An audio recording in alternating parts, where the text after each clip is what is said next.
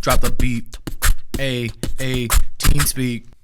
Warning, the following video contains two awkward individuals who have no idea about camera etiquette. Viewer discretion is advised. Hey, welcome back to a brand new episode of Teen Speak. I am Dawson Bailey. This is my buddy, Coach Taylor. How you doing, Mr. Coach? Good. We're not awkward. Anyway, how's your day been so far? It's pretty good. Had a good service today. All right, yeah.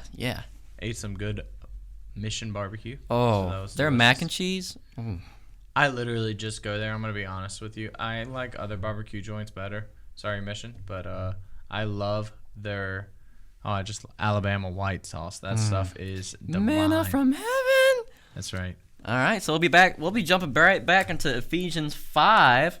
So, Mr. Coach, if you'd like to read the verses for today. Yep, Ephesians 5, starting down in verse number 6. It says, "Let no man deceive you with vain words, for because of these things cometh the wrath of God upon the children of disobedience. Be not ye therefore partakers with them, for ye sometimes were sometimes darkness, but now are ye light in the Lord." And here's our key for today's lesson: walk as children of light, for the fruit of the Spirit is in all goodness and righteousness and truth, proving what is acceptable unto the Lord, and have no fellowship with the unfruitful works of darkness, but rather reprove them. Now, we've talked about verse number 1 being followers of God. Verse number 3, we talked about becoming the saint. And this follows the same idea, the same train of thought. Verse number 8 tells us to walk as children of light. Wow. Walking as children of light. Now, I find this whole paragraph here to be very, very edifying and challenging to all of us. Mm-hmm. And he starts here in verse number 6. He says, "Let no man deceive you with vain words." That word vain means nothingness. It means empty, right? It means it's worthless. He says, "Don't let them fool you with vain words or words of no value.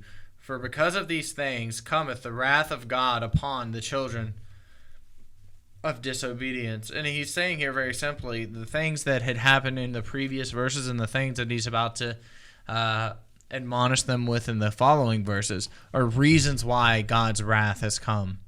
Think about Sodom and Gomorrah. Why did wrath come? It came because of fornication, it came because of uncleanness, and it came because of covetousness. Wow. It came because of filthiness, because of foolish talking, because of jesting.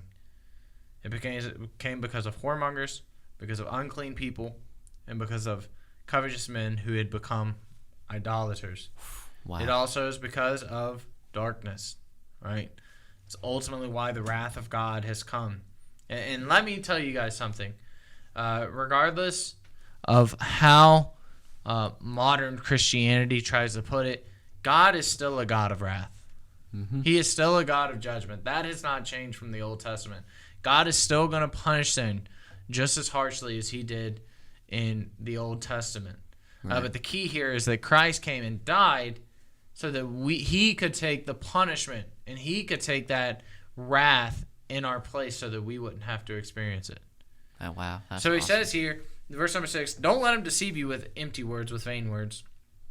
For because of these things cometh the wrath of God upon the children of disobedience." This is something we don't want to be. We talked about becoming saints. The opposite of becoming a saint is becoming a child of disobedience. Right? You've had times in your life, probably, Dawson, where you have been the son that has made your dad proud.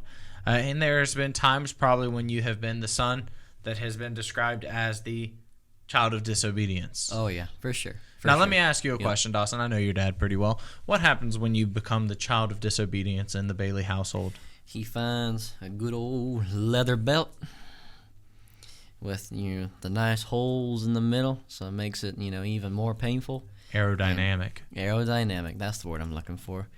And I don't need to say anything else. Yeah. My dad always said the rod of correction to the seat of knowledge is what he called it. Yeah, I'm very smart now. So you don't want to be a child of disobedience because, listen, no parent loves to punish their child, but it does happen sometimes. It does come, and he says here, avoid those things. Don't become a child of disobedience. And then he goes ahead and says this, be not ye therefore partakers with them. And listen, guys, this is probably the hardest part that young people struggle with.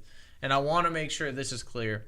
If there is someone in your life that is holding you back from serving God to your fullest, I don't care if they say they're a Christian. I don't care, truthfully, if their parents are, if their dad's a pastor at another church. Regardless of what the situation is, if someone claims to be a child of God even, and they are walking in darkness, don't be partakers with them. Listen, I know it's not easy. It's not easy losing friends. It's not easy separating yourself from people. But at the end of the day, you would rather be known as a child of light, or as one becoming a saint, or as a child of God, not as one who is experiencing the wrath of God, or one who can't, one who's not going to inherit the kingdom of heaven. So if you want to become more like Christ, if you want to become that saint that we had talked about in previous episodes, if you want to walk as a child of light, you have to be willing to forsake those who are not willing to take that trip with you. Right. If there is someone in your life that is holding you back from serving God, or maybe even discouraging you from serving God, or encouraging you to do things that you know that you shouldn't, you should stop allowing that person to have influence in your life. Right. And honestly, looking back, and I know, Coach, you could probably agree with me because he is older and he's had more experience than me. Looking back, Coach, when did you say that, there are some stuff, I know in my lifetime there are stuff that I regret doing, but I know Coach is older than me. I know, he's been young before, obviously not young anymore. I've been old, and I've been young, and I've been old. Yeah. But do you think there's mistakes in life where you think, if you jumped back in time that you would want to fix? Yeah, there are. And one of my the biggest mistake, rather, that I would say I'd made, even I'm talking when I was at my parents' house, when I went to a Christian college, I wish I chose more godly friends. Yep. I wish I had hung out with people that had wanted to follow Christ and wanted to serve God. And rather, I hung out with people that I thought were cool, people that I thought were fun to be around. Right. And ultimately, like I said before, I don't regret it because it's made me into who I am today. But I can go ahead and tell you that 95% of the people from my old life to have nothing to do with me anymore. So don't walk with them. Don't be partakers, or don't participate in what they're doing. It says here, why shouldn't you do this? For ye were sometimes darkness, but now are ye light in the Lord. God has made you light. Through God, you have become a light. And he says, because God has made you this light, walk as a child of light, right? Proving what is acceptable. Through your life, through your testimony, you should be able to prove what is acceptable. And then he says here in verse 11, he says, and have no fellowship with the unfruitful works of darkness. Once again, don't even participate.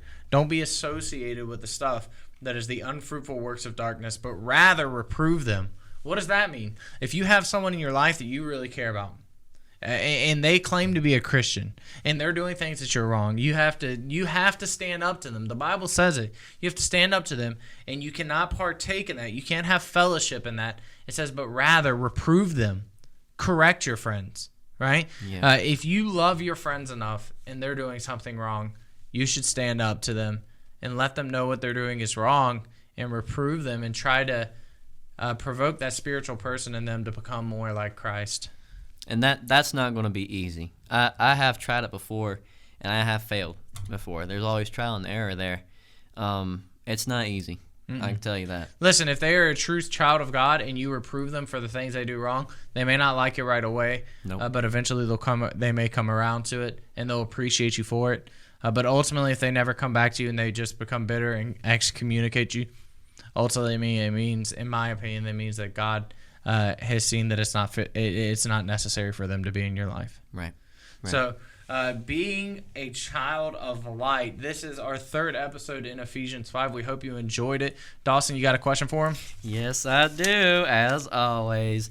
So, the question for commenters for L'Autre Droit, I don't know if that's French, I'm so sorry, ladies and gentlemen, is, what is your favorite book to read in the Bible? Mine, I said in an earlier episode, is Revelation because I love prophecy. What's your favorite book to read, Coach? My favorite book in the Bible to read is probably 1 John. I like First John. It's very black and white. So very no gray area. Thank you guys for tuning in to another episode of Teen Speak. Remember, you can catch us on YouTube. If you see us there, be sure to leave the comment, like us, subscribe to us if you haven't already subscribed. Go check out our other content. If you're on iTunes or Google Podcasts, you can also give us a 5-star review there. We hope you guys enjoyed it. And if you have anything else, any comments, questions, concerns, please be sure to reach out to us. We'd love to talk to you. Other than that, thank you guys for tuning in to another episode of Teen Speak, and we will catch you in the next one. Toodaloo.